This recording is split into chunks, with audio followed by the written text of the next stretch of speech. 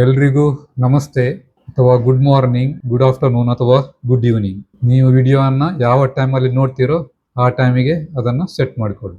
ಈಗ 3 ದಿನದ ಮೌನ ಧ್ಯಾನದ ಬಗ್ಗೆ ಇನ್ನಷ್ಟು ಮಾಹಿತಿಗಳನ್ನು ತಿಳಿಯೋಣ. ನಿಮಗೆಲ್ಲ ಗೊತ್ತಿದೆ, ಋಷಿ ಮುನಿಗಳು ತಪಸ್ಸು ಮಾಡಲಿಕ್ಕೆ ಕಾಡಿಗೆ ಹೋದ್ರು ಅಂತ ಹೇಳಿ. ಅವರು ಕಾಡಿಗೆ ಯಾಕೆ ಹೋದ್ರು? ನೀವು ಹೇಳ್ಬೋದು, ನಗರದಲ್ಲಿ ಪೊಲ್ಯೂಷನ್ ಇತ್ತು ಹಾಗೆ ಅವರು ಕಾಡಿಗೆ ಹೋದ್ರು ಅಂತ ಹೇಳ್ಬೋದು. ಬಟ್ ಆ ಕಾಲದಲ್ಲಿ ಇಂಡಸ್ಟ್ರೀಸ್ ಇರಲಿಲ್ಲ, ವೆಹಿಕಲ್ಸ್ ಇರಲಿಲ್ಲ, ಹಾಗಾದ್ರೆ ಪೊಲ್ಯೂಷನ್ ಎಲ್ಲಿಂದ ಬಂತು? ಅಂದ್ರೆ ಅದರ ಅರ್ಥ ಅವರು ಪೊಲ್ಯೂಷನ್ಗಾಗಿ ಕಾಡಿಗೆ ಹೋಗ್ಲಿಲ್ಲ, ಮೈಂಡ್ ಪೊಲ್ಯೂಷನ್ ಇಂದ ತಪ್ಪಿಸ್ಲಿಕ್ಕೆ ಅವರು ಕಾಡಿಗೆ ಹೋದ್ರು. ಅವರು ಒಂದ್ ವೇಳೆ ಊರಲ್ಲಿ ಇದ್ರೆ ಜನ ಇದಾರಲ್ಲ ಕ್ಯೂನಲ್ಲಿ ನಿಂತು ಬಂದು ಅವರ ಮೆಂಟಲ್ ಸ್ಟೇಟಸ್ ಅನ್ನ ಇದೆಯಲ್ಲ ಕಂಪ್ಲೀಟ್ ಕೆಡಿಸ್ತಿದ್ರು. ಅವರ ಸಮಸ್ಯೆಗಳನ್ನ ಅವರಿಗೆ ನಿವೇದಿಸಿ ಅದಕ್ಕೆ ಪರಿಹಾರ ಕೇಳಿ ಅವರ ಹತ್ರ ಆಶೀರ್ವಾದ ಕೇಳಿ ಬಹಳಷ್ಟು ಡಿಸ್ಟರ್ಬ್ ಮಾಡ್ತಿದ್ರು. ಈ ಪ್ರಕ್ರಿಯೆ ಏನಾಗ್ತದಂದ್ರೆ ಅವ್ರು ಯಾವ ಭ್ರಾಂತಿಯಲ್ಲಿ ಇರ್ತಾರಲ್ಲ ಅದು ಇವರಿಗೂ ಈ ಋಷಿ ಮುನಿಗಳಿಗೂ ಸ್ಪ್ರೆಡ್ ಆಗೋ ಒಂದು ಭೀತಿ ಇತ್ತು. ಅವ್ರು ಯಾವ ಮಾಸ್ ಹಿಪ್ನೋಟಿಸಮ್ ಅಲ್ಲಿ ಇದ್ದಾರಲ್ಲ ಅದು ಇವರನ್ನು ಕೂಡ ಆವರಿಸುವ ಚಾನ್ಸ್ ಇತ್ತು. ಅದಕ್ಕೆ ಏನ್ ಮಾಡಿದ್ರು ಅಂದ್ರೆ, to be on the safer side ಅವರು ಊರು ಬಿಟ್ಟು ಕಾಡು ಸೇರಿದ್ರು.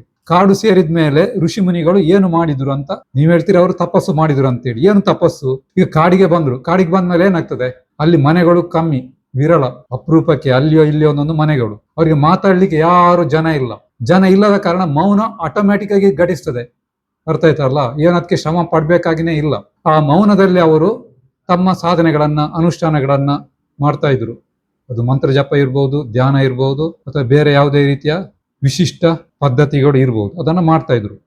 ಮಾಡ್ತಾ ಮಾಡ್ತಾ ಮಾಡ್ತಾ ಮಾಡ್ತಾ ತಮ್ಮ ಅಂತರ್ಯದ ಆಳಕ್ಕೆ ಇಳಿತಿದ್ರು.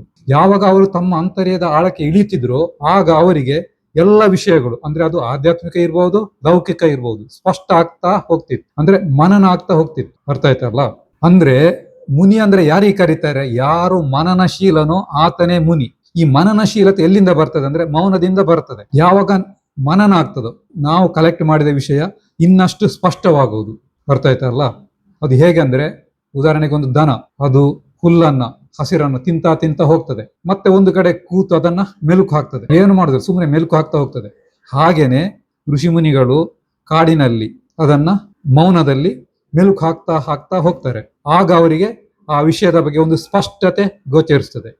ಈ ಸ್ಪಷ್ಟತೆ ಇದೆಯಲ್ಲ, ಕ್ಲಾರಿಟಿ ಅಬೌಟ್ ದ ಮ್ಯಾಟರ್, ಇದು ಕೂಡ ಒಂದು ಮೌನದ ರಿಸಲ್ಟ್. ಇಷ್ಟು ಮಾತ್ರ ಅಲ್ಲ, ಆ ಋಷಿ ಮುನಿಗಳ ಮನಸ್ಸಿನಲ್ಲಿ ಕ್ರಿಯೇಟಿವಿಟಿ ಉತ್ಪತ್ತಿ ಆಗ್ತದೆ. ಅಂದ್ರೆ ಯಾವುದೋ ಒಂದು ವಿಷಯವನ್ನ ಹೊಸ ರೀತಿಯಲ್ಲಿ ಮಾಡುವ ಒಂದು ಪದ್ಧತಿ ಅಥವಾ ಒಂದು ರೀತಿ ಅವರಿಗೆ ಗೊತ್ತಾಗ್ಬಿಡ್ತದೆ.